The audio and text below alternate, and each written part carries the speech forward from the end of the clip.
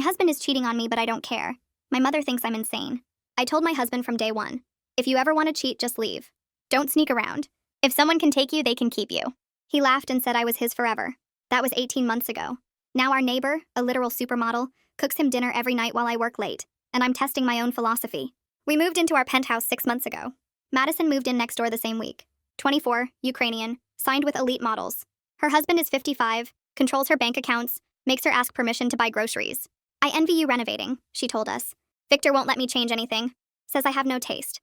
My husband Kyle immediately offered to let her help with ours. I was working 60-hour weeks at the firm. He worked from home. It made sense. At first, it was innocent. Madison would bring coffee, give opinions on paint colors. Then she discovered Kyle loved hiking, something I despise, and started joining his morning trails. They'd return laughing, sweaty, sharing inside jokes. Then came the cooking. You work so late, she said. Kyle shouldn't eat alone. In Ukraine, we never let neighbors go hungry. Every night, I'd come home to empty dishes from her apartment. Borscht, vareniki, chicken Kyiv, Kyle's favorites, which she'd somehow learned. Her husband doesn't eat with her? I asked once. Victor works late too. Moscow hours, Kyle explained. She's lonely. 2 weeks ago, I came home to find them covered in paint, renovating our guest bathroom together. Madison wore one of Kyle's old shirts. They didn't hear me come in, too busy laughing about some YouTube video they'd watched. Oh, you're early. Madison jumped up. I'll go. You two need couple time.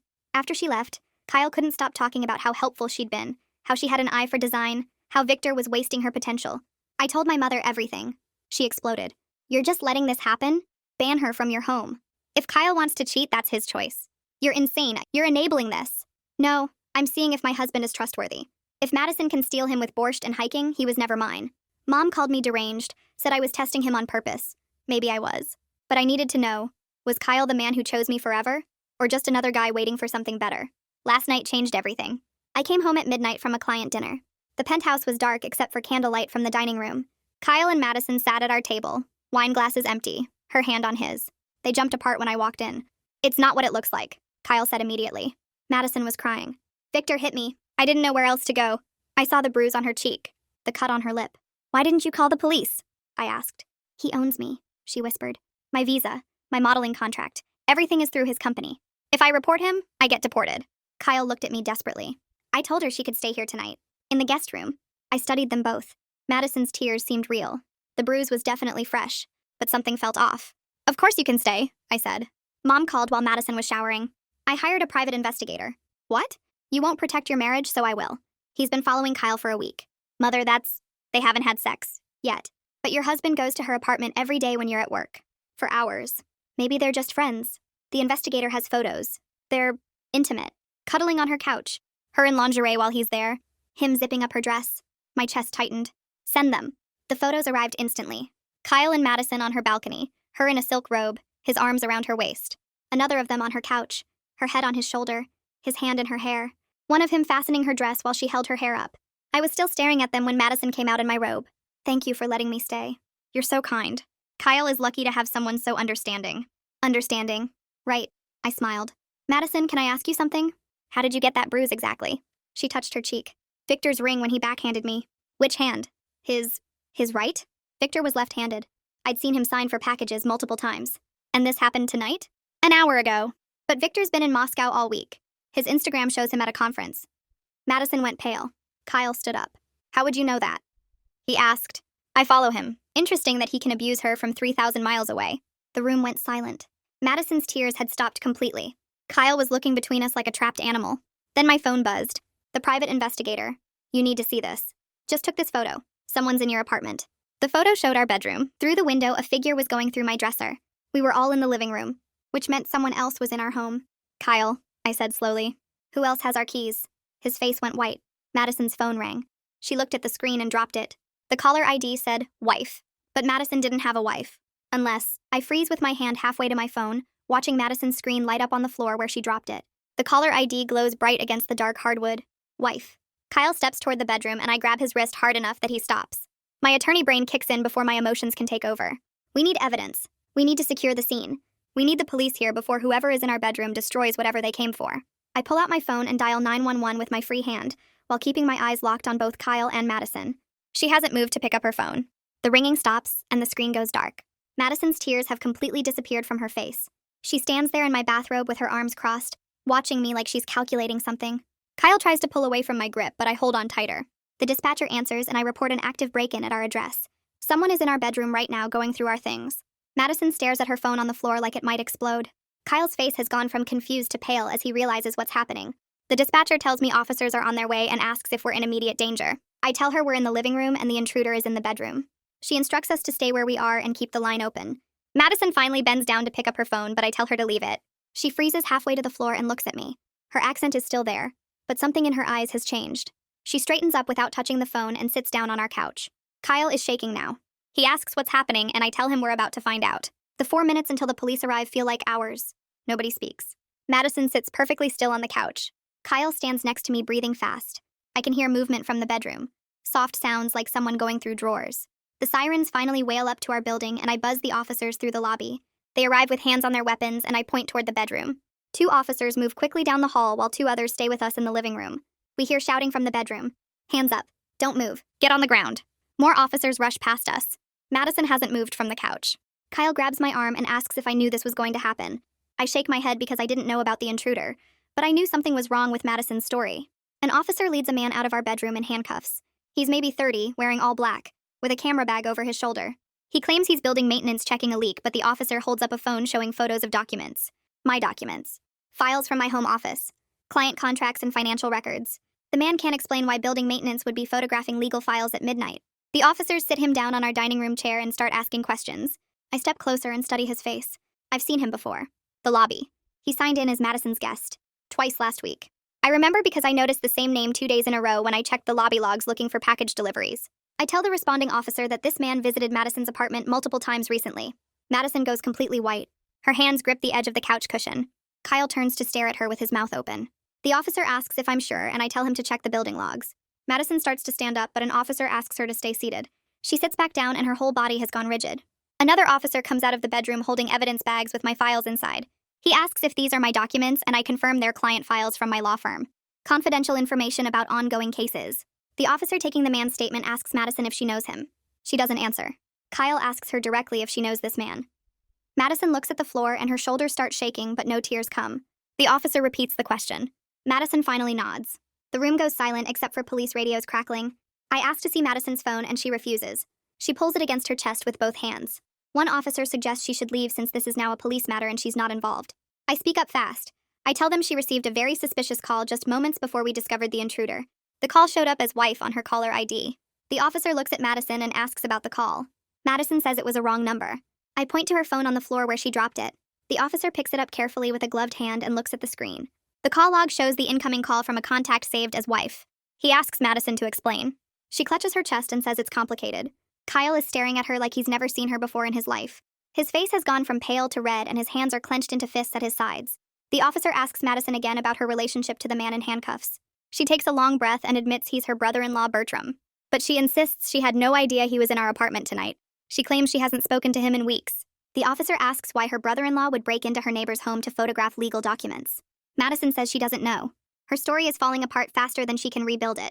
Every answer creates more questions. Kyle's voice shakes when he asks her why she lied about everything.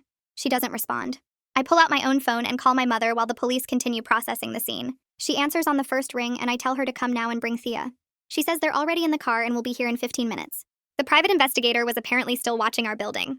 More officers arrive and start photographing everything. They dust for prints. They bag evidence. They take statements from all of us separately. Madison sits on our couch looking trapped while an officer asks her questions. Kyle stands by the windows with another officer explaining how he gave Madison our door code for emergencies. I'm in the kitchen recounting the whole evening when my mother and Thea arrive. Thea walks in and immediately starts asking questions that make it obvious she's dealt with complicated cons before. She wants to know about Madison's background, her husband Victor, her modeling career, her daily routine. The detective processing the scene lets Thea look at the photos on Bertram's phone. She scrolls through them with her face getting more serious.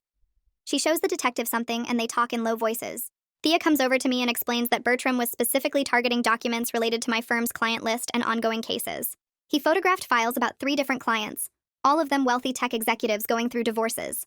This wasn't random. Someone wanted specific information about my professional work. Madison tries to stand up and leave, but the officers ask her to stay for more questioning.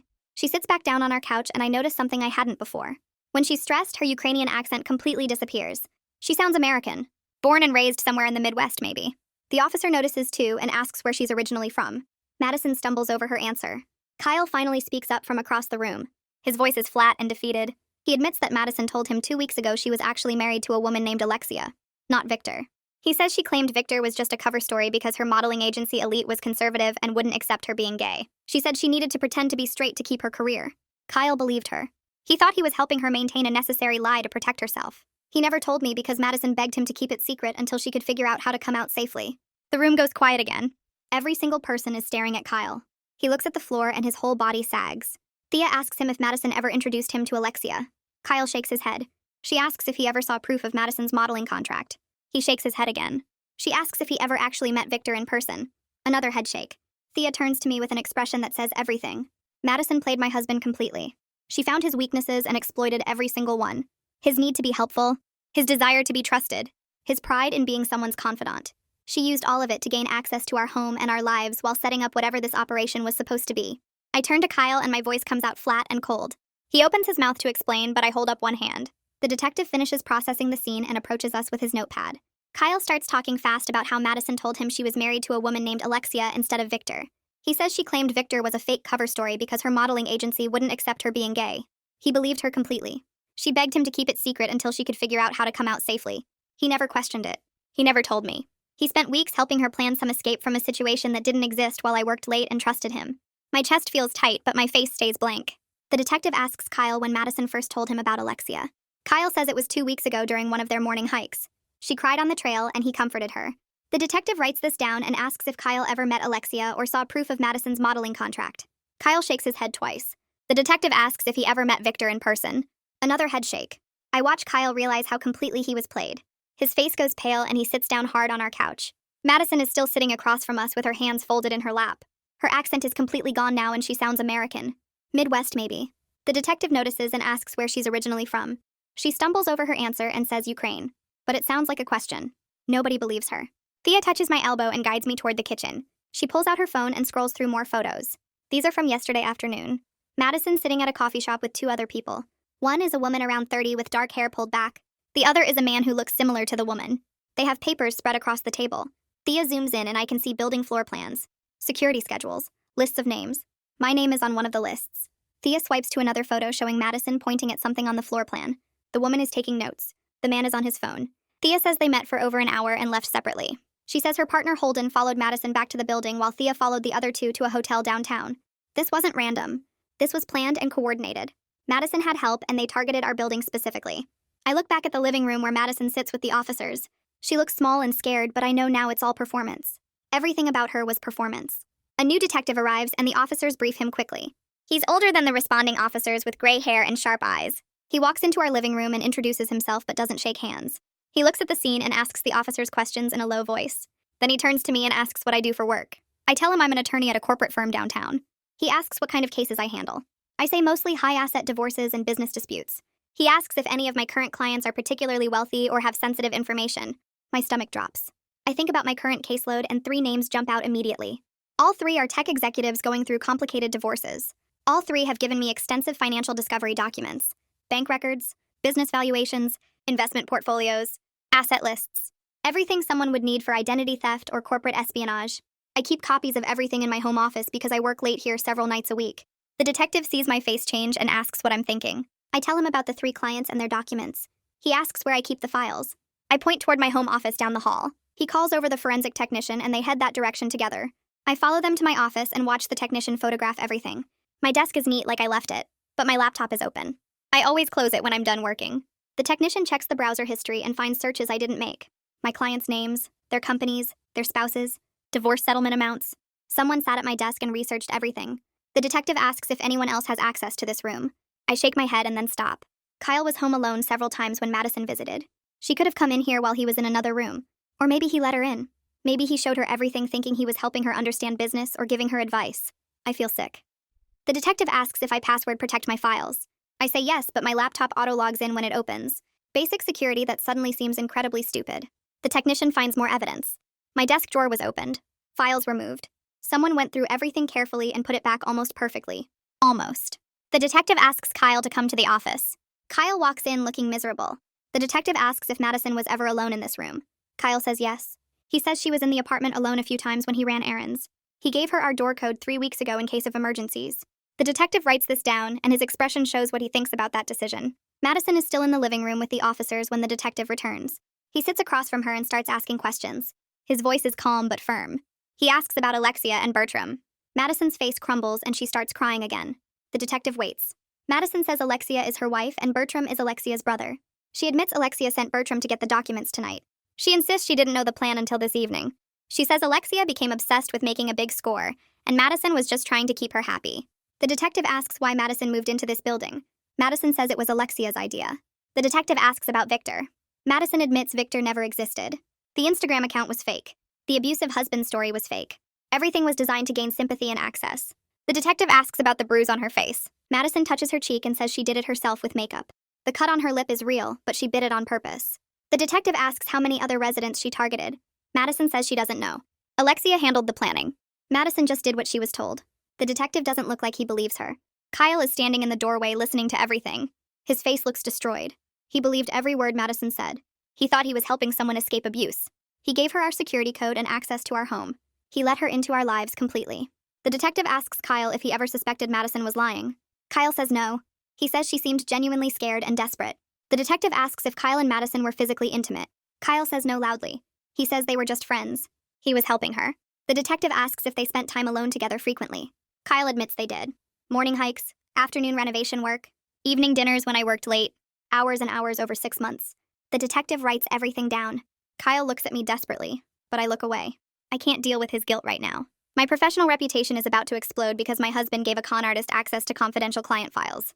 Everything I built is at risk because I trusted Kyle and he trusted Madison. The detective stands and makes a phone call. He speaks quietly, but I hear him say something about arresting Bertram and detaining Madison. Officers move to take Bertram into custody. He doesn't resist. They read him his rights and cuff him. The detective tells Madison she's being detained for questioning as a potential accomplice. She starts crying harder and says she didn't know. The detective says they'll sort it out at the station. Officers help her stand and walk her toward the door. She looks back at Kyle and her expression shifts for just a second. It's not scared or sad. It's calculating. Like she's measuring whether he'll still defend her.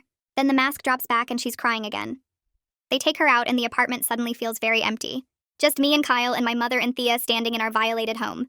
The forensic technician is still processing my office. Other officers are finishing their reports, but the main action is over. I pull out my phone and check the time. It's 2 a.m. I need to call my firm's senior partner and tell him what happened. I need to report a potential client confidentiality breach. My hands shake as I find his number. He answers after 4 rings, sounding groggy. I apologize for waking him and then explain everything as clearly as I can. An intruder in my home. Documents photographed, my laptop accessed, client information compromised, my personal life creating professional liability. He's quiet for a long moment. Then he asks which clients. I tell him the 3 names. He's quiet again. I can hear the disappointment in his silence. He asks if the police recovered the photos. I say yes. He asks if any information was transmitted or sold. I say I don't know yet. He tells me to come to the office first thing in the morning. We'll need to notify the clients and assess the damage. He says we'll figure it out, but his tone says my partnership track just derailed. He hangs up and I stand in my kitchen holding my phone. My mother is watching me with sad eyes. Thea is talking quietly to the detective. Kyle is sitting on the couch with his head in his hands. The detective finishes with the officers and comes over to me. He says Bertram is being charged with burglary and attempted theft of confidential documents. Madison is being held for questioning and they'll determine charges based on what they learn. He says I should expect follow-up questions over the next few days. He hands me his card and leaves with the remaining officers. The forensic technician finishes in my office and packs up his equipment. He tells me not to use my laptop until their tech team examines it. He leaves too. Then it's just the 4 of us. Me and Kyle and my mother and Thea. The silence is crushing. Nobody knows what to say. My mother goes to the kitchen and starts making tea like that will fix anything. The kettle whistles and she pours 4 cups. We sit around our dining table where Kyle and Madison sat with wine just hours ago. The candles are still there, burned down to nothing. Thea breaks the silence and explains what she and Holden discovered. They've been tracking Madison for 3 days since my mother hired them. They suspected something larger than a simple affair when they saw Madison's movement patterns. She met with the same 2 people multiple times. She spent hours studying our building's layout. She asked questions to other residents about security and schedules. Thea says Madison has been in this building for exactly 6 months. Thea checked with building management and found reports of small thefts and security breaches over that same period. A resident's credit card information stolen. Another resident's identity used to open accounts. Building access codes mysteriously changing. Madison wasn't just targeting us. She was working the entire building as part of a larger operation. Thea shows me her investigation file with photos and timelines and notes. It's extensive and professional. My mother hired good people. Thea says they couldn't prove anything until tonight when Bertram made his move. Now the police have everything they need. I walk into my home office with Thea following close behind me. The laptop sits on my desk exactly where I left it this morning. Innocent looking. Thea pulls on gloves before touching anything and opens the browser history. My stomach drops as I see the searches. My client names, their business holdings, divorce settlement amounts, property valuations, bank account details. Someone went through everything systematically while I was at work. Thea scrolls through the timestamps and they match perfectly with days Kyle admitted Madison was here alone. She takes screenshots of everything while I stand there feeling sick. Kyle appears in the doorway and I turn to face him. He looks at the screen and goes pale. I ask him directly how many times Madison was in this apartment without him present. He stammers that maybe 3 or 4 times when he ran to the store or picked up takeout. Never more than 30 minutes, he swears. Thea shows him the browser history timestamps and some sessions lasted over an hour. Kyle's face crumbles as he realizes Madison lied to him about staying in the living room. She told him she was watching TV or checking her phone. Instead, she was in here stealing my client's confidential information. I feel rage building but keep my voice steady as I ask what else he let her do unsupervised. He insists nothing else, just those few times he thought she was trustworthy.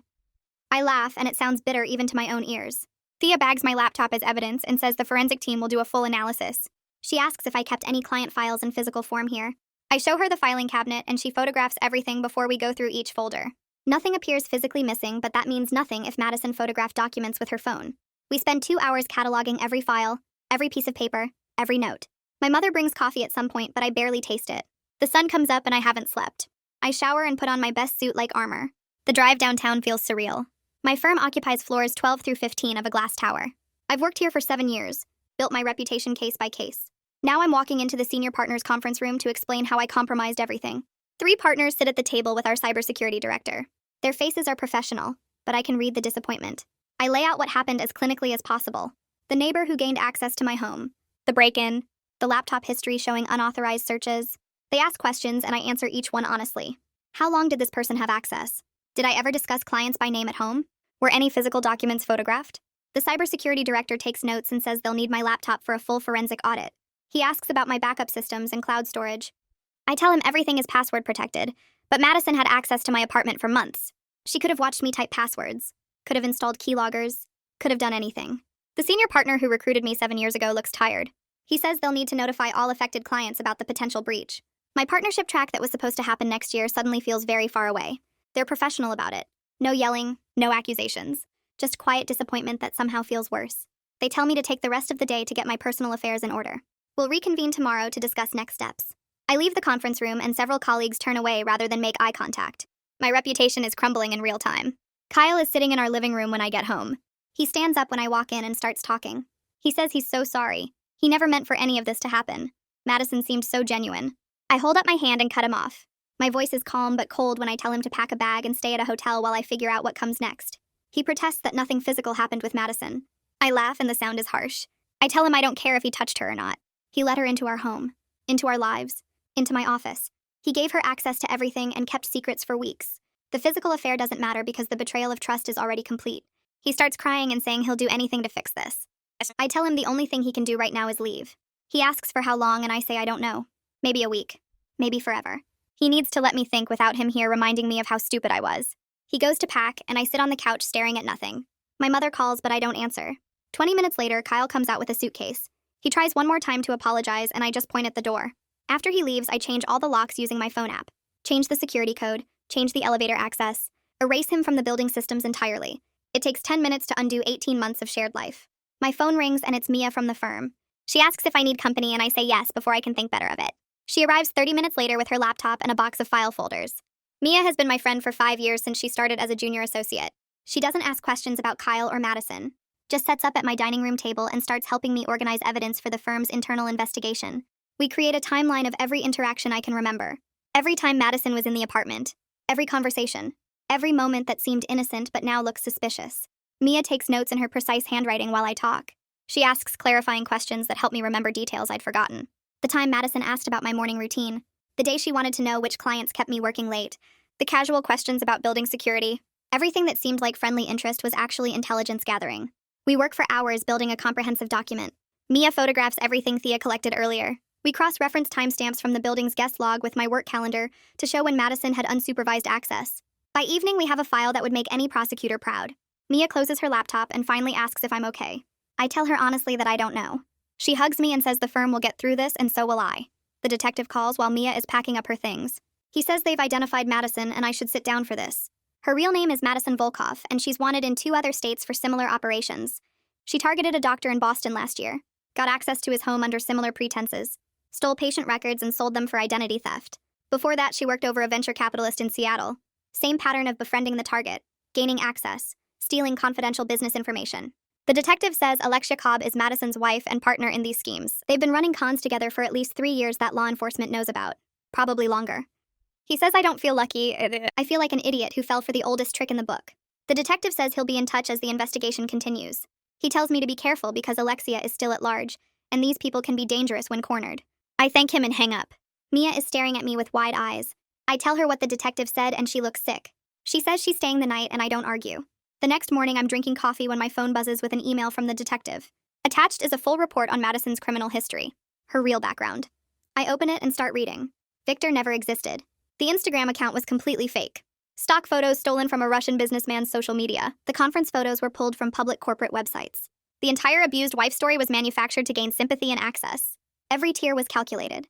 Every bruise was makeup. Every scared glance was practiced. I scroll through the evidence and feel stupid for believing any of it.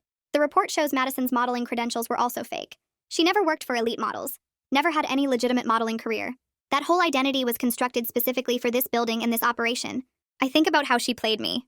How she found my weakness, my philosophy about trust, and exploited it perfectly. How she used Kyle's kindness and loneliness against him. How every single interaction was a manipulation. Mia comes out of the guest room and finds me crying at the kitchen table. She reads over my shoulder and swears quietly. She makes more coffee and we sit together in silence. Thea calls around noon and asks if she can come over with Holden. I say yes and they arrive with a thick file folder. Thea spreads photos across my dining room table. Madison meeting with Alexia at a coffee shop 3 blocks from here. The 2 of them with Bertram outside our building studying the entrance. More photos of them in a car reviewing what looked like building security footage on a laptop. Holden explains they've been tracking Madison since my mother hired them. They suspected something larger than a simple affair when they noticed her movement patterns. She met with the same 2 people repeatedly. Spent hours studying our building's layout. Asked other residents questions about security protocols and delivery schedules. Thea points to a photo of Madison and Alexia reviewing documents. She says they somehow accessed building security footage, probably through Bertram, who worked as maintenance in another property owned by the same company. They studied resident schedules, identified targets, planned entry strategies. Our apartment wasn't random. We were selected specifically because of my career and client list. Holden shows me more photos of Bertram entering our building wearing maintenance uniforms on 3 separate occasions over the past month. He had been inside before the night we caught him. Thea says they have evidence of Madison casing at least 5 other apartments in the building. We were just one of multiple active operations. I meet with building management the next afternoon. The property manager looks uncomfortable as she pulls up Madison's lease file. She confirms the lease was paid for 6 months upfront in cash by a shell company registered in Delaware. The background check came back clean, but now they're discovering it was completely falsified. Fake employment verification, fake references, fake credit history, everything designed to pass a standard screening. The property manager says they're implementing new protocols after this. More thorough background checks, verification calls to previous landlords, credit checks through multiple agencies. She apologizes repeatedly, but it doesn't change what happened. I ask about the other residents Madison targeted. The property manager says they're still investigating, but at least 2 other apartments reported suspicious activity. One resident had credit card information stolen. Another had their identity used to open fraudulent accounts. Madison and her crew were working the entire building as a criminal enterprise. I ask why nobody noticed sooner. The property manager admits they had reports of security breaches, but attributed them to normal urban crime. Nobody connected the pattern until now. I leave the meeting feeling angry at everyone, including myself. The firm's legal team schedules depositions for the following week. I sit in a conference room with 3 attorneys while they assess liability and potential malpractice claims. They ask the same questions over and over.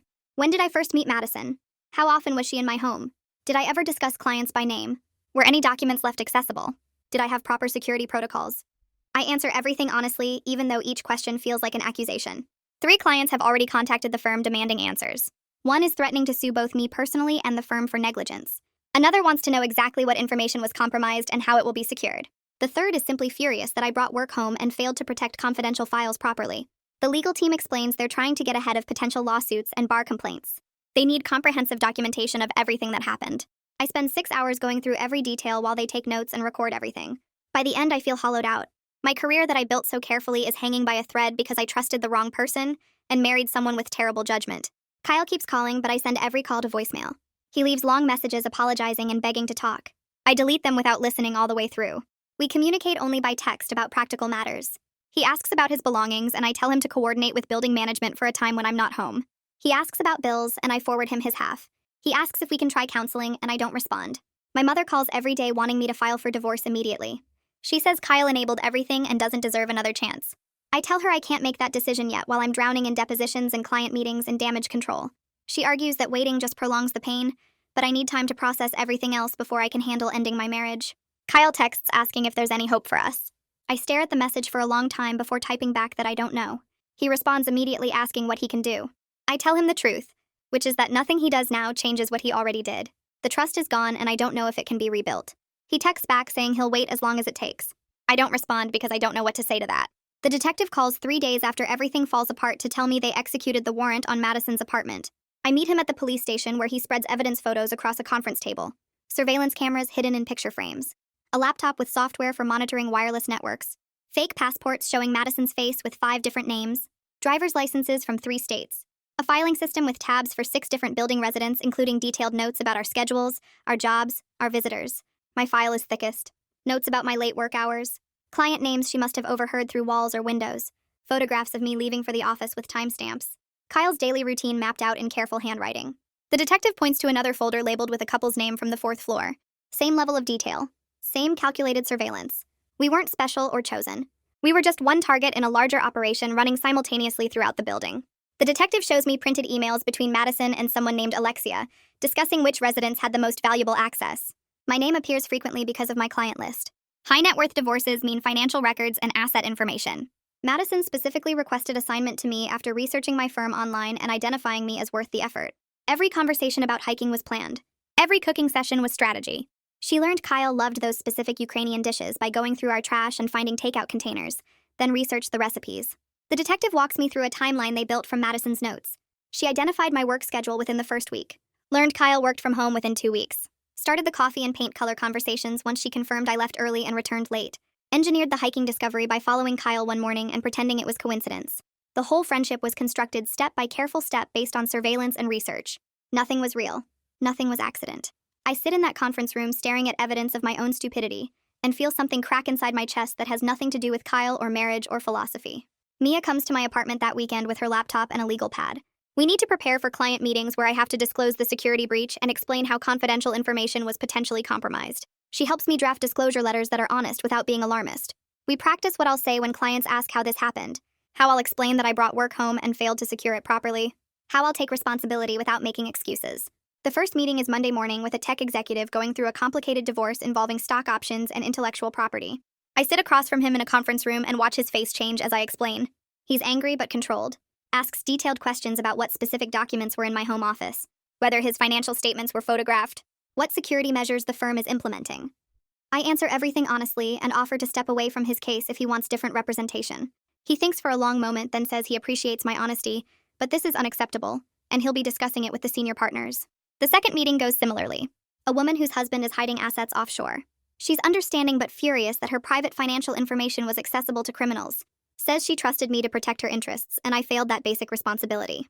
I don't argue because she's right. The third client threatens to sue both me and the firm for negligence and breach of fiduciary duty. Says his case involves sensitive business information that could damage his company if it gets out. His attorney is already drafting a complaint. I sit through his anger without defending myself because there's no defense that matters. The detective calls again Tuesday afternoon. Alexia and 2 other accomplices disappeared. Madison's phone records show she made 3 calls in the 20 minutes between when I confronted her about Victor and when the police arrived. Alexia got enough warning to run. They're tracking financial records and communications, but the operation was sophisticated. Multiple shell companies, Bitcoin transactions, encrypted messaging apps. Alexia might have already left the country with fake documents like the ones they found in Madison's apartment. The detective says they're working with federal agencies now because the scope crosses state lines and involves identity fraud. But he's honest that people this organized usually have escape plans. Madison stayed behind either because she was genuinely surprised or because she was the expendable one. Either way, the main architect of the whole thing is gone. I move through the next 2 weeks barely sleeping. Depositions with the firm's legal team. Client meetings where I explain and apologize. Damage control sessions with senior partners. Security consultations about what went wrong and how to prevent it happening again. I come home each night to the penthouse that doesn't feel safe anymore. The living room where Madison sat crying with her fake bruise. The kitchen where she cooked all those calculated meals. The guest bathroom where she and Kyle laughed over paint colors while planning God knows what. Every room holds evidence of how thoroughly I was deceived while I convinced myself I was enlightened and non-controlling. My philosophy about trust and autonomy feels naive now. I let Madison into my home repeatedly. I watched Kyle spend hours with her and told myself I was being mature and secure. I brought confidential client files home and left them accessible because I never imagined my neighbor was a professional con artist. The deception isn't just that Madison lied. It's that I created the perfect conditions for the lies to work. Kyle shows up at my office Thursday morning without warning. Building security calls to ask if I'll see him, and I almost say no. But I need to face this eventually, so I tell them to send him up. He looks terrible when he walks into my office. Hasn't shaved in days. Lost weight I can see in his face and the way his shirt hangs. Dark circles under his eyes. He sits across from my desk and I feel nothing except tired anger. Not at him specifically. At both of us for being so easy to manipulate. I agree to meet him for coffee at a neutral location that afternoon. We sit in a corner booth at a place neither of us has been before. He starts apologizing immediately and I cut him off because I don't want apologies. I want to understand how he let this happen. How we both let this happen. He cries while explaining that Madison told him elaborate stories about escaping abuse and finding herself. About how Victor controlled everything and she felt trapped. About how talking to Kyle made her feel like maybe she could have a real life someday. He genuinely believed he was helping someone in crisis. Thought he was being supportive and kind. Never intended for it to become what it became. I point out that he chose to believe her lies and keep secrets from me. That he spent hours alone with her every day, and never once thought maybe he should tell his wife about the depth of their friendship. That he gave her our security code without asking me. That every choice he made enabled everything that followed. He argues he was just trying to be a good person. I tell him good people don't keep secrets from their spouses. Good people don't let someone else become more important than their marriage. He insists nothing physical happened, and I laugh because that's not the point. The point is, he chose her over me every single day for months. Chose to believe her stories over maintaining boundaries with me. Chose to help her instead of protecting what we built together. I tell him my philosophy about cheating was naive and incomplete. I never accounted for emotional betrayal. For someone letting another person become more important than their spouse without ever touching them. For the way secrets corrode trust even when nothing physical happens. I thought I was being mature by not being jealous or controlling. But really I was just giving him permission to prioritize someone else while I worked late, and convinced myself I was enlightened. He argues he was just being kind and Madison needed help. I tell him kindness doesn't require secrecy and daily intimacy. Kindness doesn't mean spending hours alone with someone while hiding the depth of your friendship from your spouse. Kindness doesn't mean giving someone your home security code without discussing it with the person you live with. He has no response to that. We sit in silence while our coffee gets cold. The senior partners call me on Friday for a meeting about my future with the company. I sit across from 3 people I've worked with for 8 years while they explain the consequences. They've decided not to terminate me. But I'm being moved off high-profile cases for 6 months. Required to complete additional security training and ethics review. Mandatory sessions with the firm's practice management consultant. My partnership track is delayed by at least 2 years. They need to rebuild client trust, and this is the price of my mistakes. One partner says they value my work and believe I can recover from this. Another says the firm's reputation took damage and everyone has to contribute to repairing it. The third just looks disappointed. That's somehow worse than anger.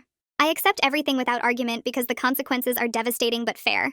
I built my career on being sharp and careful, on protecting client interests and maintaining confidentiality. I let personal blind spots compromise all of that. Let my marriage problems and philosophical beliefs about trust cloud my judgment about security. Brought confidential files home and left them accessible to someone I should never have trusted. The professional damage can't be fully repaired. Even if I work twice as hard for the next 6 years, some clients will always remember that I was the attorney whose neighbor stole their information. Some colleagues will always question my judgment. The partnership I worked toward for almost a decade is delayed because I failed at the most basic responsibility of protecting client trust. I walk out of that meeting and go straight to the bathroom where I finally let myself cry. Mia drives me to the courthouse 3 weeks later for Madison's first court appearance. I haven't slept more than 4 hours a night since everything happened, and my hands shake as I walk through the metal detectors. The courtroom is smaller than I expected, with fluorescent lights that make everyone look sick. Madison sits at the defense table in an orange jumpsuit, her hair pulled back in a simple ponytail.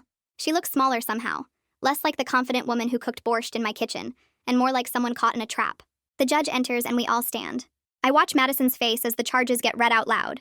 Conspiracy to commit theft, identity fraud, unauthorized access to confidential information. Her public defender, a tired-looking woman with gray roots showing, argues that Madison was coerced by her wife. She presents emails that supposedly show Alexia threatening Madison, controlling her movements, forcing her participation. But the prosecutor has phone records showing Madison made dozens of calls to potential targets before moving into our building. Text messages where she bragged about how easy it was to gain Kyle's trust. Photos of her meeting with Alexia and planning the operation weeks before she ever knocked on our door with coffee. Madison's face stays blank through all of it. No tears, no remorse, just that same calculating look I saw the night everything fell apart. The judge sets a preliminary hearing date for 2 weeks out and denies bail. Madison glances back at the gallery as they lead her away, and our eyes meet for just a second. I expect to see something. Fear, regret, maybe even anger. But there's nothing there except cold assessment, like she's already working out her next move. The preliminary hearing happens on a gray Tuesday morning that matches my mood perfectly. I take the stand and swear to tell the truth while Madison watches from the defense table. The prosecutor asks me to describe the timeline of her access to our home. I walk through every detail. The coffee visits that turned into paint consultations, the hiking trips with Kyle, the dinners she cooked while I worked late, how she wore his shirts and learned his favorite foods and slowly became part of our daily life. The prosecutor shows me the photos from my home office, my laptop screen displaying client names, my filing cabinet with folders spread open, my notes about divorce settlements and financial assets. I identify each one and explain what confidential information was visible. Madison's lawyer objects repeatedly, but the judge lets most of it in. When I describe coming home to find them having dinner by candlelight, Madison leans over and whispers something to her attorney. They both look at Kyle, who's sitting in the back row looking miserable. The prosecutor asks if I noticed anything unusual about Madison's behavior. I tell them about the fake bruise, the story about Victor, the phone call from someone labeled wife. The courtroom gets quiet when I explain how her accent disappeared under stress, how her tears stopped the moment she realized I'd caught her in a lie. Madison's lawyer tries to argue I'm biased because of jealousy over my husband's friendship with her client, but I look directly at Madison when I answer. I tell the court I wasn't jealous. I was testing my philosophy about trust and discovered my husband failed and my neighbor was a criminal. Madison stares back at me with those empty eyes, and I realize she's not thinking about the charges or the evidence. She's thinking about what story might reduce her sentence, what angle might work on a jury, what manipulation might still be possible. The judge finds probable cause to proceed to trial, and Madison gets led away without looking back.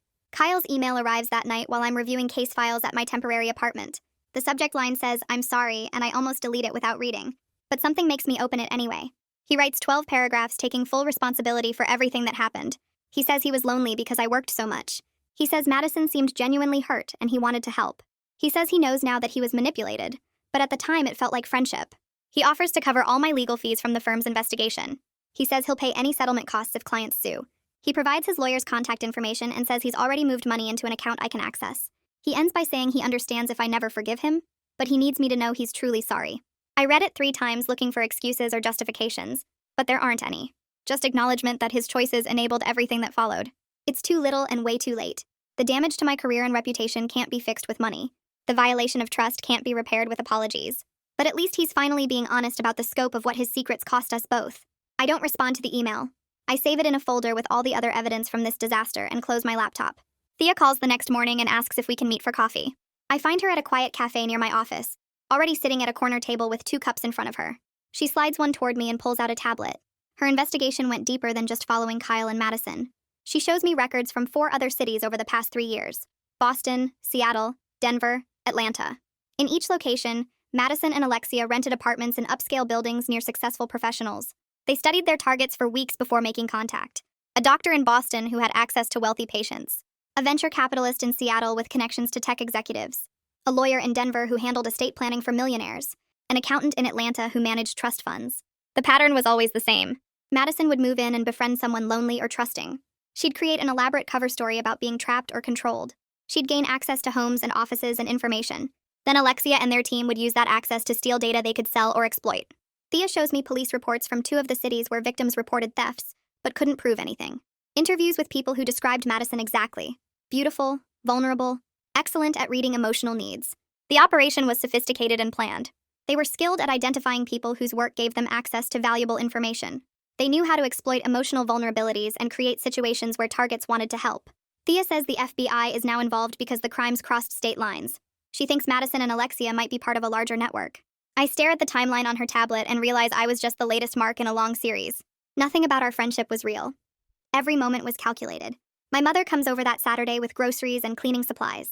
She doesn't ask if I need help, just starts organizing my temporary apartment like it's her mission. I sit on the couch and watch her put away food, straighten furniture, create order from chaos. When she finishes, she sits next to me and takes my hand. We don't talk for a long time. I just start going through every moment of the past 6 months out loud. How Madison brought coffee that first morning and complimented our renovation plans. How she asked Kyle about hiking and discovered his passion for trails. How she learned to cook his favorite foods and wore his old shirts. How she cried about Victor and made herself seem helpless. Every red flag I ignored because I was so committed to my philosophy about trust and autonomy. Every moment I chose to believe people were basically good instead of protecting myself. My mother doesn't interrupt or offer advice. She just holds my hand while I cry. When I finally stop talking, she gets up and makes tea. We sit together drinking it in silence as the afternoon light fades. She still doesn't say she was right about hiring the investigator or that I should have listened. She doesn't have to. Her presence says everything that needs saying. Sometimes love means interfering even when you're resented for it. Sometimes protection matters more than respecting someone's philosophy. The detective calls Monday morning with unexpected good news. His team recovered most of the stolen client data from Bertram's cloud storage before it could be sold or used. The files were encrypted, but their tech people cracked it. He's sending everything to my firm's security team so they can assess exactly what was compromised. This helps reduce some of the damage with my clients. The information was accessed and copied, but not exploited or distributed. The violation of trust still happened. Someone unauthorized saw their private financial details and legal strategies. But at least there's no evidence the data reached competitors or got used for identity theft. I call each affected client personally to explain. 2 of them appreciate the update and seem relieved the exposure was limited. 1 still threatens to sue because the breach happened at all. I don't blame him. I failed to protect information he trusted me with. The fact that it was recovered doesn't erase my responsibility for letting it be vulnerable in the first place. My senior partner says this helps but doesn't eliminate all consequences. The firm still took reputation damage. Other clients still have concerns about security. I'm still on probation and my partnership is still delayed. But at least the worst-case scenario got avoided. At least I can tell people the actual harm was contained, even if the potential harm was enormous. Mia recommends a therapist who specializes in helping professionals deal with work-related trauma. I make an appointment even though part of me resists the idea that I need therapy. The therapist's office is small and comfortable with soft lighting and plants everywhere. She asks me to describe what happened, and I give her the whole story. When I finish, she asks what I think my biggest mistake was. I say trusting Madison and letting her into our home. The therapist shakes her head gently. She says my mistake wasn't trust itself, but refusing to verify or set boundaries because I was so attached to a philosophical principle. Having beliefs about autonomy and trust is good, but applying them rigidly without adjusting for real-world complexity is dangerous. She asks if I would let a stranger watch my laptop while I went to the bathroom in a coffee shop. I say no. She asks why not. I say because I don't know them and they could steal it. She nods. So I do believe in appropriate caution based on how well I know someone and what's at risk. I just didn't apply that same logic to Madison because I was testing Kyle and got distracted by the bigger drama. The therapist helps me understand that mature trust means verification alongside faith. It means protecting valuable things while still being open to connection. It means my philosophy needs updating based on experience instead of staying rigid, because I decided it once. We schedule weekly sessions to work through the rest of it. Madison takes a plea deal 6 weeks after her arrest. 5 years in prison in exchange for cooperating with efforts to find Alexia and recover assets from previous cons. The prosecutor calls to tell me before it becomes public. He says Madison provided detailed information about their operation, how they chose targets, what information they sought, where they sold the data they stole. She gave up locations where Alexia might be hiding and names of other people in their network. The cooperation will help build cases against bigger players. But Alexia herself is still missing. She disappeared the night of the break-in and hasn't used any known credit cards or contacted any known associates. The FBI thinks she left the country using a fake passport. She might be in Europe or South America by now.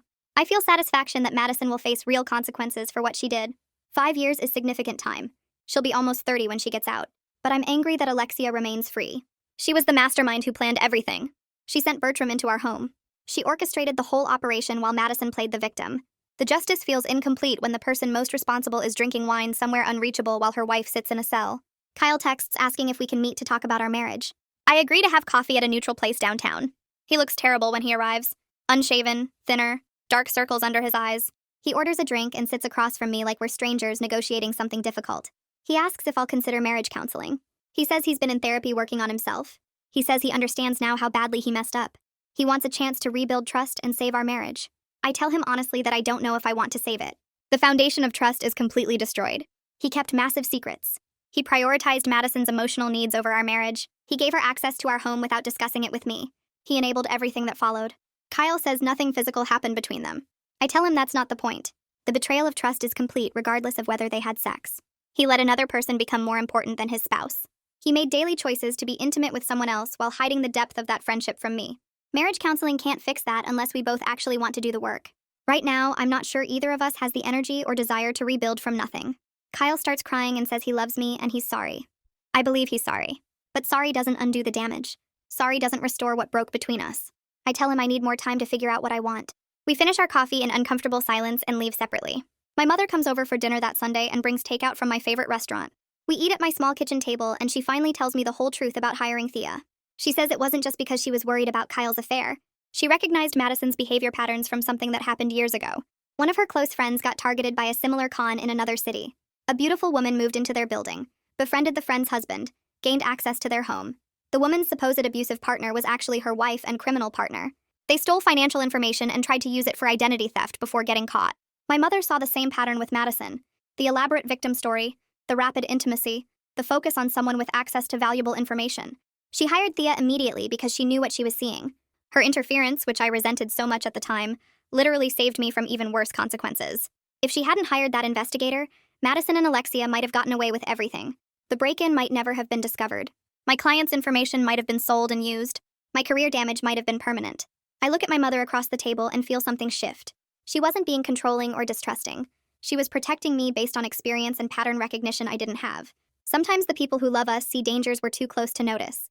Sometimes their interference is the thing that saves us, even when we fight against it. I reach across the table and take her hand and say thank you for not listening when I told her to stay out of it. I meet with my attorney the following week to start the legal separation paperwork. The process feels mechanical, like I'm handling someone else's case instead of my own life falling apart. My attorney explains the difference between legal separation and divorce, how this gives me time to decide what I really want without the finality of ending the marriage completely. I sign the initial documents and feel nothing except tired. Kyle gets served the papers at his hotel 3 days later and calls me crying, begging for one more chance to fix things. I tell him the separation isn't punishment, it's protection. I need space to think without him in my home, without his presence clouding my judgment about whether this marriage can be saved or should be ended. He asks if there's any hope for us, and I say honestly that I don't know yet. The movers come the next weekend to pack up Kyle's belongings. I stay at my mother's house because I can't watch him box up 8 years of our life together. When I return that evening, half the closets are empty. His office is cleared out, and the penthouse feels hollow. I change every lock that night, reprogram the security system with new codes, and update the building's access list to remove Kyle's entry privileges. The locksmith leaves, and I walk through each room, touching the bare spaces where Kyle's things used to be, trying to figure out if I feel relieved or devastated. The building management calls an emergency residence meeting 2 weeks later to address what happened. The property manager stands in the lobby conference room looking uncomfortable while explaining that Madison's background check was falsified, and they're implementing new security protocols. Every resident will need updated identification verification. Guest access will be limited to 48 hours without management approval, and they're installing additional security cameras in common areas. Several neighbors approach me afterward, thanking me awkwardly for exposing the operation before more people got hurt. Mrs. Quintana from the 12th floor squeezes my hand and says she's grateful I was brave enough to investigate when things felt wrong. But I also catch the whispers from other residents who clearly blame me for bringing danger into the building. A couple from the 15th floor moves out entirely within the month, citing security concerns. I overhear someone in the elevator say my poor judgment endangered everyone, that I should have reported Madison's suspicious behavior instead of playing detective. The building feels different now, less like a luxury community and more like a place where everyone watches everyone else with suspicion. I throw myself into work with desperate focus, taking on 3 pro bono cases that nobody else wants to handle. One involves a single mother fighting for custody against a wealthy ex-husband, another is helping an elderly veteran sort out a housing dispute, and the third is representing a small business owner being sued by a former partner. The cases don't pay anything, but they're complex and demanding, requiring the kind of intense concentration that leaves no room for thinking about my destroyed marriage or professional reputation. I work 12-hour days, stay late at the office reviewing case files, and volunteer for weekend research projects. Mia becomes my closest ally during this period, running interference when senior partners make pointed comments about my judgment. She deflects questions about my personal life, covers for me when I need to meet with my attorney, and brings me coffee when I'm buried in depositions. One afternoon, she sits in my office and tells me that half the firm is rooting for me to come back stronger, that they respect how I'm handling the crisis with dignity instead of falling apart. The other half thinks I should have been fired, but Mia says those partners would find fault with anything, because they never wanted women in leadership positions anyway. 3 months after the break-in, I'm reviewing discovery documents for the custody case when my phone rings with the detective's number. He tells me that Alexia was arrested yesterday trying to cross into Canada using fake documents at a border checkpoint in Montana. Border Patrol flagged her passport as fraudulent and found 3 other fake IDs in her possession when they searched her car. She's being held in federal custody pending extradition back to face charges for the operation. The detective says their investigation has uncovered evidence linking Alexia to similar cons in 7 other cities across the country over the past 4 years. She and Madison worked as a team targeting professionals with access to valuable information or wealthy clients, using the same playbook in each location. They'd move into upscale buildings, identify vulnerable targets, manufacture elaborate victim stories, and gain access to homes and private information. The detective estimates they stole over $2 million worth of data and assets from at least 15 victims before we caught them. I sit at my desk processing this information, realizing how many other people went through versions of what I experienced, how many marriages were damaged and careers were threatened by their calculated manipulation.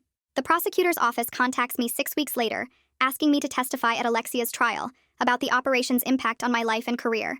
I agree immediately because I want her to face consequences for what she orchestrated. The trial is scheduled for late September, giving me 2 months to prepare my testimony.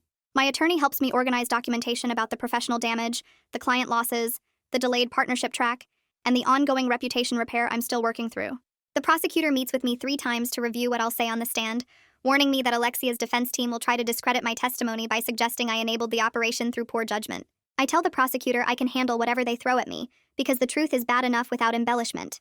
Facing Alexia in court feels more difficult than facing Madison, because Alexia was the mastermind who orchestrated everything while staying safely in the background. Madison was the visible threat, the person in my home creating chaos. But Alexia was the puppet master pulling strings I never saw. The idea of sitting across from her while she shows no remorse for destroying multiple lives makes my stomach tight with anger. The trial starts on a Tuesday morning in late September.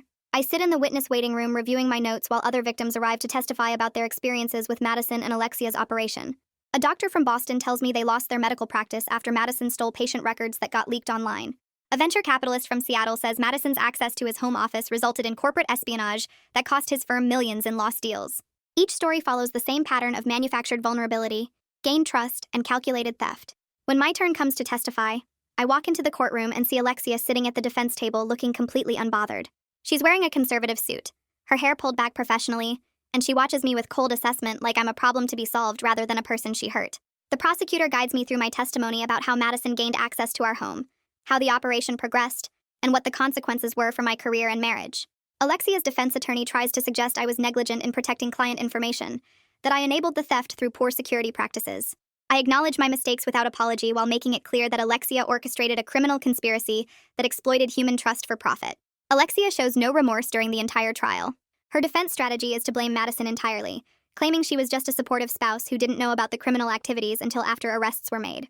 Her attorney presents her as a victim of Madison's manipulation, someone who trusted the wrong person and got caught up in crimes she didn't understand or participate in. The prosecution destroys this narrative with evidence showing Alexia's direct involvement in planning the operations, managing the stolen data, and coordinating the team's movements between cities. They present emails where Alexia discusses target selection and strategy, financial records showing her controlling the proceeds from their cons, and testimony from Bertram, admitting that Alexia directed his actions during the break-in at my home. The jury watches Alexia's face during this evidence presentation, and I can see them recognizing her lies for what they are.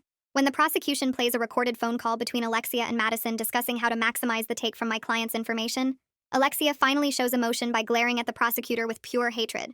The jury deliberates for 6 hours before returning guilty verdicts on all counts. The sentencing hearing happens 3 weeks later. Both Alexia and Madison receive substantial prison sentences reflecting the scope of their operation and the number of victims they hurt. Alexia gets 12 years in federal prison plus 5 years supervised release. Madison gets 8 years because the judge accepts that she was somewhat under Alexia's influence, though still fully culpable for her actions. They're both ordered to pay restitution to all identified victims, though the financial recovery will be minimal since they spent most of their proceeds on luxury apartments, expensive clothes, and maintaining their fake identities.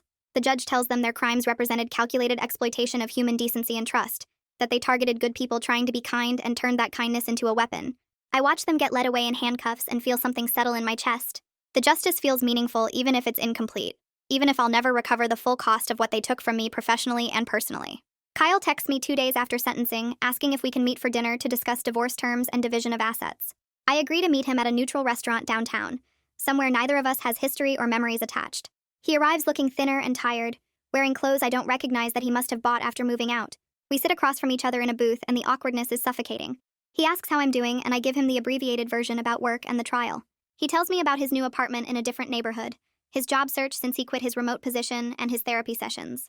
We order food neither of us really eats while discussing asset division, like we're strangers negotiating a business transaction, rather than people who once promised forever to each other. He wants to split everything fairly, and doesn't fight me on any terms. We agree on the penthouse sale, the division of bank accounts, and the separation of our investments with minimal discussion. The conversation is civil but distant, like we're playing roles in someone else's divorce rather than ending our own marriage. Kyle admits halfway through dinner that he's been in therapy twice a week working on understanding why he was so susceptible to Madison's manipulation. His therapist helped him recognize patterns in how he prioritizes being seen as a good person over actually being a good husband. He says he got so focused on rescuing Madison from her fake situation that he completely abandoned his actual responsibilities to me and our marriage. He talks about how he needed to feel like a hero, how Madison's manufactured vulnerability fed something broken in him that made him feel important and needed in ways our stable marriage didn't provide. It's growth and self-awareness that might have meant something 6 months ago. But sitting here now, listening to him explain the psychology behind his betrayal, I feel nothing except tired recognition that understanding why something broke doesn't repair the damage. He asks if there's any chance we could try again with everything he's learned in therapy. I tell him honestly that I don't think so, that too much trust was destroyed for me to rebuild from nothing, that we'd both be better off starting fresh with other people who don't carry the weight of this betrayal. We agree to an uncontested divorce with a fair division of assets before dessert arrives. Neither of us wants the penthouse with its memories of Madison's manipulation, and our marriage falling apart, so we decide to sell it and split the proceeds equally. Kyle will keep his car and his retirement accounts. I'll keep mine and we'll divide the joint savings down the middle. There's no fight about furniture or belongings because neither of us cares enough to argue over material things after everything else that's been lost. We sign the preliminary agreement our attorneys drafted and shake hands like business partners closing a deal. The paperwork gets finalized 4 months after that night when everything exploded, when we discovered someone in our bedroom and Madison's whole facade crumbled. The divorce decree arrives in the mail on a Tuesday afternoon, and I sign it without crying, file it with the other documents from this period of my life, and feel nothing except relief that it's finally over. The senior partners call me into the conference room 3 weeks after the divorce papers arrive. I walk in expecting another round of professional consequences, another reduction in responsibility, but their faces aren't angry. The managing partner gestures to a chair and slides a folder across the table. Inside is my performance review for the probationary period, filled with notes about my work on the smaller cases they assigned me, my handling of client communications, my cooperation with the internal investigation.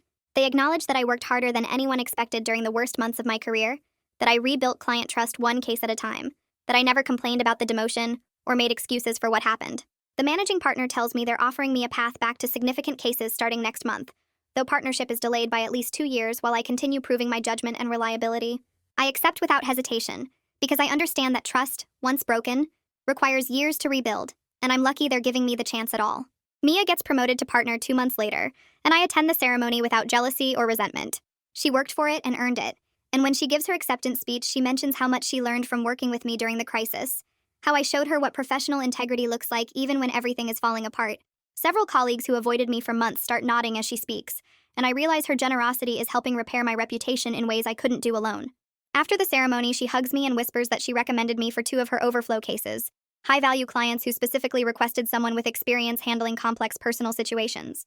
The work starts flowing back gradually, not the flood of cases I had before, but steady referrals from people who respect how I handled disaster with honesty, instead of deflection. 6 months after the break-in, I sign the lease on a smaller apartment in a neighborhood across town. The building has better security than the penthouse, keycard access for every floor, cameras in all common areas, a doorman who actually checks identification. My mother helps me move in and spends an entire weekend arranging furniture and hanging curtains, chattering about color schemes and natural light without mentioning Kyle's name once. She brings takeout for dinner and we eat sitting on boxes in the living room, and she tells me the apartment feels like a fresh start, like a place where I can build something new without ghosts watching from every corner. I sleep better the first night there than I have in months. No memories of Madison's fake tears or Kyle's betrayal embedded in the walls. I run into Kyle 3 weeks later at a coffee shop 2 blocks from the courthouse. He's waiting for his order when I walk in, and we both freeze for a second before he smiles tentatively and asks how I'm doing. We end up sitting at a corner table for 20 minutes having the most genuinely friendly conversation we've had since everything exploded. He tells me he's been dating someone from his therapy group, a woman who survived her own manipulation and understands why he fell for Madison's act. He looks lighter somehow, less burdened by guilt, and I realize I feel nothing except mild curiosity about his happiness.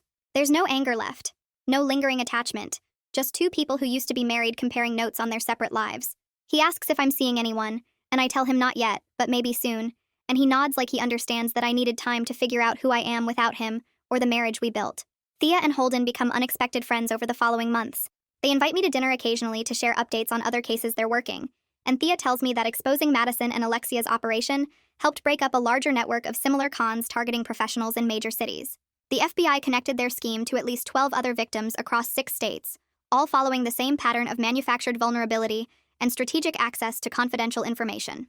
Holden shows me surveillance photos from a case in Chicago, where they caught another team using identical tactics, and knowing my disaster helped protect other people makes the whole nightmare feel slightly less pointless. We toast to small victories, and they tell me I'm stronger than most people they've worked with, that most victims of elaborate cons never recover their professional standing the way I'm rebuilding mine. A colleague from another firm contacts me about a pro bono case 8 months after everything fell apart. Another attorney got targeted by a different con artist who used a fake emergency to gain access to her client files, and she's facing ethics complaints and potential disbarment while trying to prove she was manipulated rather than negligent. I meet with her at a neutral location and recognize the shame in her eyes, the desperate need to make someone understand that she wasn't stupid or careless, just human. I spend 3 hours walking her through everything I learned about documenting the manipulation, gathering evidence of the con artist's pattern, demonstrating to ethics boards that reasonable precautions failed against sophisticated deception. Turning my disaster into something useful for others feels like meaningful progress, like finding purpose in the wreckage. A year after that night when everything unraveled, I'm sitting in my apartment reviewing case files and realize I'm genuinely happy. Not the naive happiness I had before when I thought my philosophy about trust made me enlightened, but authentic satisfaction with the life I've rebuilt from nothing. My apartment is smaller, but it's mine, decorated with furniture I chose without compromise. My partnership is delayed, but my client list is growing again with referrals from people who respect how I handled crisis with integrity. My philosophy about trust has evolved from idealistic nonsense to realistic wisdom about human nature, about the importance of verification alongside faith, about the difference between trusting blindly and trusting wisely. I'm not the same person who moved into that penthouse 18 months ago, and I'm grateful for that because she was setting herself up for exactly what happened. My mother and I have dinner every Sunday now, and our relationship is stronger than it's ever been. She never says I told you so about Kyle or Madison, never gloats about being right when I was wrong, just sits across from me each week sharing updates about her book club and asking about my cases. Sometimes I catch her looking at me with quiet satisfaction, not because I suffered, but because I survived and grew from the experience. She tells me once that she's proud of how I handled everything, how I took responsibility instead of making excuses, how I rebuilt instead of running away. Coming from her, someone who rarely gives compliments, it means more than any professional achievement. I start dating again casually, meeting people through friends and work connections, approaching new relationships with updated boundaries that balance openness with appropriate caution. My philosophy about trust has evolved from the naive idealism I started with to realistic wisdom about human nature. I still believe in giving people chances, but now I verify instead of just trusting. I watch for patterns instead of ignoring red flags. I protect my professional life instead of letting personal relationships compromise it. The men I date now get honesty about what happened and what I learned, and the ones who can't handle my wariness don't get second dates. I'm not interested in proving I'm healed by rushing into something new, just slowly building connections with people who understand that wisdom sometimes comes from disaster. The firm officially restores me to full standing 18 months after the break-in. The managing partner calls me into his office and tells me they're assigning me a major case representing a tech executive in a complex divorce with millions in assets and complicated business holdings. My first instinct is anxiety about the parallels to what happened, about handling confidential information for wealthy clients after my security was compromised. But then I realize I'm uniquely qualified for this case precisely because I understand the stakes and vulnerabilities, because I know how con artists target professionals with access to valuable information, because I can protect this client in ways other attorneys might miss. I accept the case and spend the first week implementing security protocols that go beyond standard practice, protecting client data like I should have protected my own. The case goes to trial 8 months later, and I'm ready in ways I never was before. Every document is organized, every witness prepared, every angle covered 3 times over. My client trusts me completely because I've been honest about what happened and what I learned, and that honesty builds something stronger than the blind faith I used to offer. The opposing counsel tries to paint my past security breach as evidence of incompetence, but I address it directly in my opening statement, explaining how surviving professional crisis taught me to protect clients better than attorneys who never faced consequences for their mistakes. The jury responds to that authenticity, and over 6 days of testimony, I dismantle the opposing side's arguments with precision that comes from rebuilding my skills from the ground up. When the verdict comes back in our favor with a settlement that exceeds our initial demands, my client hugs me in the courthouse hallway and tells 3 of his business partners about my work before we even leave the building. Those referrals turn into 3 major cases over the next 4 months, all high-profile tech executives with complex asset divisions and confidential business holdings, and the firm's senior partners notice. They call me into a meeting and restore my partnership track to the original timeline, acknowledging that I've not only recovered from the crisis, but emerged as someone uniquely qualified for sensitive cases requiring both legal expertise and hard-won wisdom about security and trust. 2 years after that night when Madison's phone showed a caller ID that unraveled everything, I sit in my smaller apartment reviewing case files for tomorrow's client meeting and feel something unexpected settle in my chest. Genuine contentment. Not the forced optimism I performed for months while rebuilding, but real satisfaction with who I've become through disaster and recovery. My marriage to Kyle ended in an uncontested divorce that felt more like a business dissolution than the death of love. And I understand now that what we had was built on my naive philosophy about trust, rather than actual intimacy or partnership. Madison and Alexia are both serving prison sentences for their coordinated cons, and while that justice feels meaningful, it doesn't define my story anymore. My career took damage that required 2 years of relentless work to repair, but the attorney I am now understands vulnerabilities and human nature in ways my younger self never could, and that expertise makes me better at protecting clients who trust me with their most sensitive information. I learned that surviving betrayal with integrity matters more than never being betrayed at all, that wisdom sometimes requires disaster as tuition, and that my philosophy about trust needed updating from idealistic theory to realistic practice that verifies while still believing in human goodness. The case files spread across my coffee table represent clients who chose me specifically because of what I survived and how I handled it, and that validation feels more solid than any achievement I earned when success came easy.